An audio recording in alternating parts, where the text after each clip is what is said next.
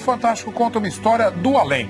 Um neurocirurgião americano nunca acreditou em vida após a morte, até passar por uma experiência dramática. Pois é, ele entrou em coma profundo. Daí teve visões de uma espécie de paraíso. E quando voltou, estava convencido de que existe vida do outro lado. O que existe depois que a vida acaba?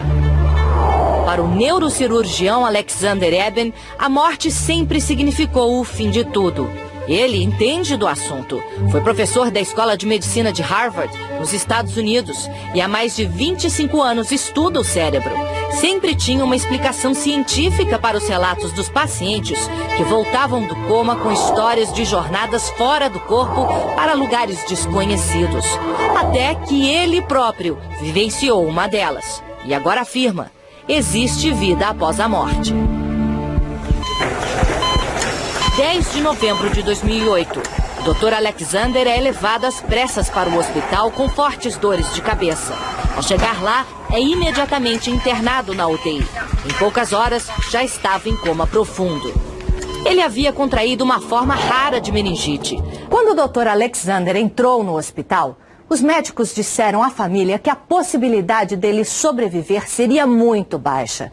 Ele ficou em coma profundo por 7 dias. E foi durante esse período que o Dr. Alexander afirma ter tido a experiência mais fantástica que um ser humano pode ter. Na jornada que eu tive não existia corpo, apenas a minha consciência, diz o médico. Meu cérebro não funcionava.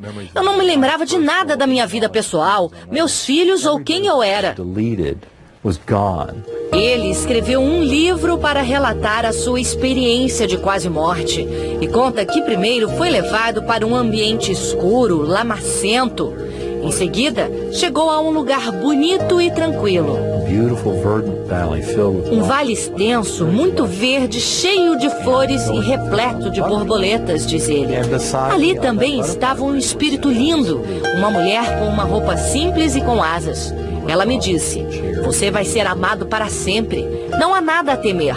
Nós vamos cuidar de você. Pergunto ao Dr. Alexander se ele viu Deus. Ele disse que sim. Deus estava em tudo ao meu redor. Ele estava lá o tempo todo. Esse pesquisador da Universidade Federal de Juiz de Fora participa do maior estudo mundial já feito sobre as experiências de quase morte. Os estudos mostram que apenas 10%, uma em cada 10 pessoas que tiveram uma ressuscitação bem-sucedida, relatam experiência de quase morte. Os pacientes que vivenciaram uma experiência de quase morte tendem a ter, ao longo do tempo, por exemplo, aumento da satisfação com a vida, tendem a ter diminuição do medo da morte, maior apreciação da espiritualidade, maior apreciação da natureza. A morte é uma transição, não é o fim de tudo, resume o Dr. Alexander.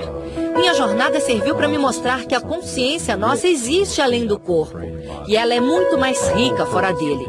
Isso pode significar que a nossa alma, nosso espírito, seria eterno. No Brasil existem pacientes como o Dr. Alexander. Outro caso aconteceu com a mãe de Vera Tabak, que passou 3 meses em coma. Ela voltou contando uma história incrível. Ela confessou que tinha estado nesse período de coma, ela se viu como se fosse um quarto de hospital, sempre numa cama, com várias pessoas em volta, de branco, e ela disse que ela tinha feito um acordo, que eles tinham dado mais 20 anos para ela, que ela ia conseguir criar os filhos e depois ela ia embora. E a gente achou aquilo uma história, né? Mas realmente aconteceu. Foi 17 de outubro de 74, quando ela foi para a UTI. E voltou depois de um tempo. Quando passou 20 anos, em 94, em abril ela começou a se sentir mal. 5 horas da manhã, 18 de outubro de 94, ela morreu. Porque ela sempre dizia que na vida só não tinha jeito para a morte, né? E depois que ela voltou, ela disse que até para a morte tinha jeito. O Dr. Alexander diz que por 2 anos tentou achar uma explicação científica para o que aconteceu com ele e com outros pacientes. Queria saber se tudo podia ser uma ilusão produzida de alguma maneira pelo cérebro. E cheguei à conclusão de que não há como explicar. Não foi alucinação, não foi sonho. Mas nem todos concordam.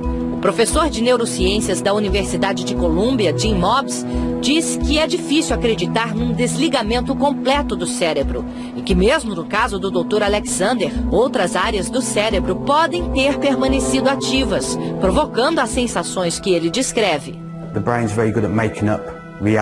O nosso cérebro é muito bom em transformar a realidade. Num acidente, como um trauma na cabeça, os caminhos do cérebro podem ser danificados, mas é possível que ele encontre outras maneiras de identificar os sinais que vêm de fora e criar uma nova experiência, como a da quase morte, por exemplo. Analgésicos fortes e a baixa oxigenação do cérebro durante estados de coma podem explicar que luzes e sons estranhos sejam percebidos pela mente. E a sensação de estar fora do corpo já foi induzida artificialmente em muitas pesquisas. Eu acho que essas experiências de quase morte, na realidade, são uma maneira do cérebro lidar com um trauma. A ciência ainda não tem respostas conclusivas sobre as experiências de quase morte. A grande discussão que existe hoje é: a mente é um produto do cérebro? O cérebro produz a mente? Ou a mente é algo além do cérebro, mas que se relaciona com o cérebro?